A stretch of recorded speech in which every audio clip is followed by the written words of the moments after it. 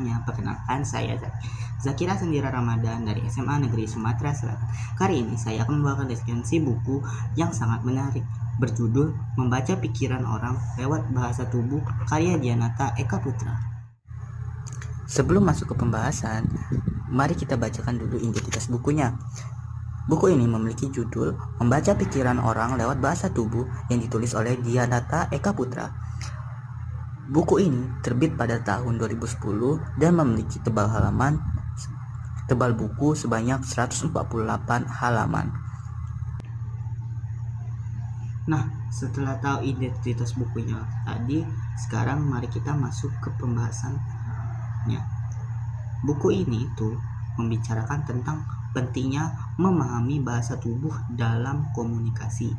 Seringkali kita menjumpai orang yang berkata saya baik-baik saja, tetapi tubuhnya justru menunjukkan kegelisahan, di mana senyuman itu dapat dipaksakan, kata-kata bisa dimanipulasi, tapi hanya bahasa tubuhlah yang biasanya lebih jujur. Di awal, penulis juga menekankan bahwa kesalahpahaman dalam hubungan manusia itu sering terjadi bukan karena masalah besar, melainkan dikarenakan miskomunikasi kecil yang menumpuk. Dan dengan memahami bahasa tubuh seseorang, kita itu dapat lebih peka terhadap sinyal nonverbal, sehingga komunikasi kita dengan orang lain dapat menjadi lebih lancar. Nah, salah satu yang menarik di buku ini ada pada salah satu bab yang membahas mengenai tentang kebohongan, di mana penulis itu menjelaskan bahwa kebohongan itu sering terbongkar karena gerakan kecil. Misalnya orang yang tiba-tiba menutup mulut, pura-pura batuk, menghindari kontak mata, dan juga kedip lebih sering dari biasanya. Nah, gerakan kecil ini itu adalah tanda bawah sadar yang sulit dikendalikan. Selain itu juga buku ini itu membahas tentang tanda-tandanya ketertarikan. Misalnya ada seseorang yang tertarik biasanya lebih dekat secara fisik. Contohnya menatap lebih lama ataupun merapikan rambutnya. Penulis itu juga mengenalkan teori zona pribadi dari Edward T. Hall yang menyebut setiap orang itu punya jarak tertentu bernama zona intim, di mana zona ini hanya dimasuki oleh orang yang dipercaya atau disukai. Setelah itu juga ada pembahasan tentang tanda penolakan. Contoh yang paling umum itu adalah menyilangkan tangan di dada, dan sikap ini itu nunjukin kayak rasa tidak nyaman ataupun defensif, apalagi jika disertai ekspresi yang murung. Penulis juga menyarankan agar kita itu tidak memaksakan pembicaraan ketika melihat tanda seperti itu, tetapi sebaiknya untuk berhenti ataupun mengganti topik. Nah, yang menarik dari buku ini juga membicarakan tentang bahasa tubuh dalam kaitannya dengan kekuasaan. Terkadang ada orang yang merasa berkuasa, dia akan tampil dengan postur tegak, tatapan dominan, dan juga duduk dengan leluasa. Tapi ada juga pemimpin yang memilih untuk tetap rendah hati dan tidak menunjukkan dominasinya. Nah, hal ini itu dapat membuat pembaca lebih peka terhadap dinamika sosial di sekitar kita.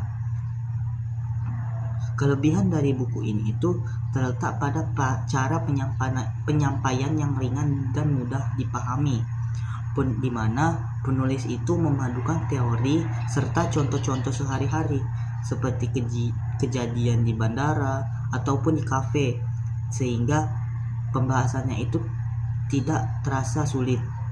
Dan juga penulis itu kayak mengajak pembaca untuk berlatih secara langsung, misalnya seperti mengamati orang di sekitarnya ataupun juga menonton televisi tanpa suara untuk melatih kepekaan pembaca membaca bahasa tubuh.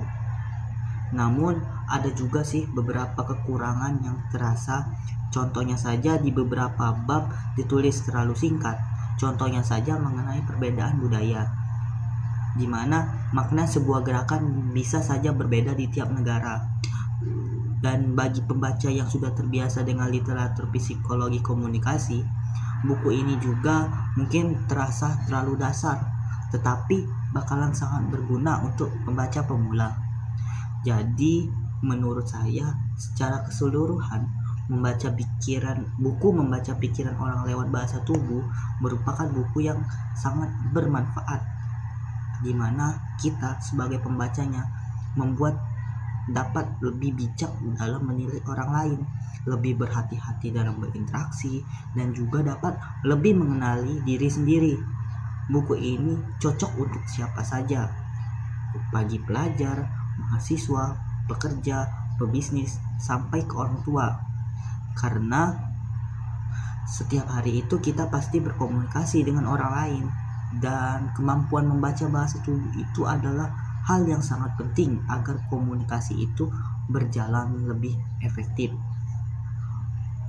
Dari saya mendapatkan bahwa pesan utama dari buku ini adalah tubuh itu tidak pernah berkata bohong, di mana kata-kata itu bisa diubah, senyum bisa dipaksakan, tetapi tubuh itu akan memberikan gerakan yang selalu membocorkan kebenaran. Dengan kita bisa memahami bahasa tubuh, kita itu nggak hanya bisa mengerti orang lain, tetapi kita itu juga bisa mengenal diri kita sendiri. Mungkin sekian resensi buku membaca pikiran orang lewat bahasa tubuh, karya dari Dianata Ekra Putra. Sebuah bacaan singkat ini memiliki banyak wawasan yang sangat layak juga untuk dijadikan referensi dalam memperkaya keterampilan komunikasi kita. Mungkin sekian dari Zakiri. See you next video. Bye bye.